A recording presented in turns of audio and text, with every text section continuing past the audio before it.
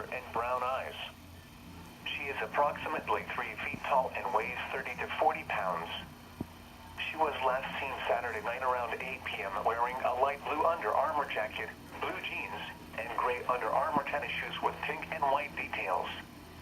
Malaya, her stepfather, and his 2-year-old son were reportedly abducted by 3 Hispanic males in a blue, crew cab, Chevy pickup truck, possibly a 2010-year model, Friday night.